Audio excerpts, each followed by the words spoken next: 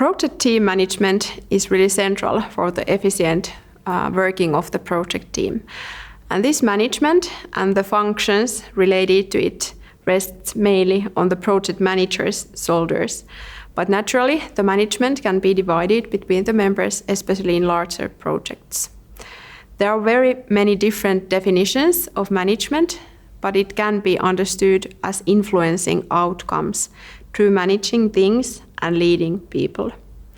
And this is this classical division into managing things, that is management, and leading and influencing people, that is leadership. And when it comes to managing things, the project manager's tasks include many things that have been discussed in this course too.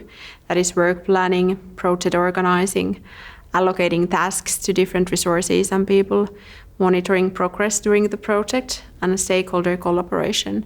That is how things are influenced with the different parties in the project and especially with the customer. But then, regarding leading people, the project manager also has important tasks. That is, you could say that the project manager is a kind of a compass, that is, he or she shows direction to the project team and also in a way makes sure that someone has the general picture. But in addition to that, he or she must promote the activity of the project group and team through his or her own means, that is, to support the efficient operation of the team. Then he or she also has to encourage the team to make decisions, that is, encouragement of decision making, and the monitoring of decision making efficiency is also important. In addition to that, what leadership also includes is that the project manager or leader keeps an eye on how people are rewarded in the project, for example, and how they are encouraged.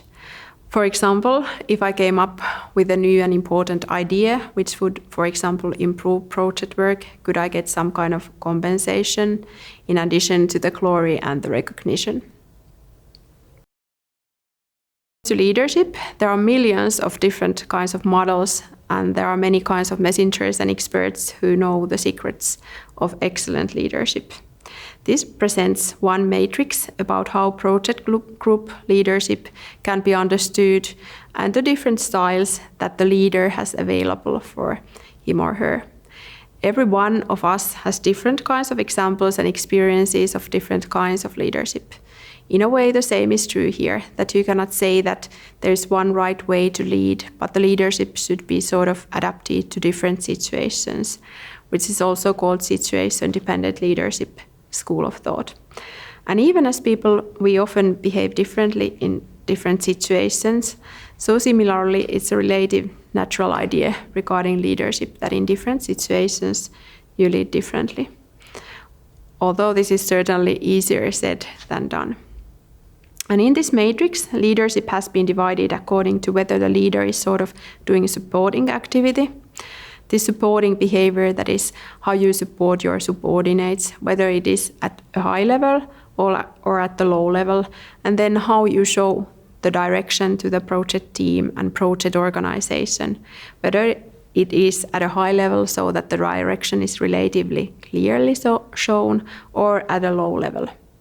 If it is the kind of leadership that strongly shows the direction, and there is also supporting behavior, we talk about coaching leadership. Then if this kind of behavior of showing the direction is dominating, but no support is given, that is, it is at a low level, then we rather talk about this kind of directive behavior, that you give clear instructions on how the work should be done and executed. Then there is the option that direction showing behavior is at a low level, but then you give a lot of support to the workers, in which case this is actually supportive leadership. Or then both may be at a low level, in which case you talk about delegating leadership. And then the giving of support and showing the direction is divided among the project group. In addition to the project manager, there is another important part of projects, the steering group or committee of the project, which can at best support the operation of the project very much. The task of the project steering group is to make sure that the project is advancing in the right direction and that the benefits that have been planned for it are reached. And that is the sort of thing that if it works well, it gives very strong support to the activity of the project manager. It's kind of a coaching element for the project manager too. For this reason, it is very important to pay attention to the operation and makeup of the project steering group. In the first case, these steering groups are spoken of as coffee clubs that gather together, but at best they are a very important part of the success of the project. And it is said as a rule of thumb that in the steering group, there should be a lot of different kinds of expertise, which sort of knows the needs of the different stakeholders more broadly. But another thing is that the steering group should not be filled with too many people. That is, it must not be too large. Then you will often run into problems, conflicts will arise in the steering group, and it can become sort of paralyzed. So in addition to the members, it is very important to pay attention to its size. And I really wish that even more effort would be put into steering group work and its development within projects.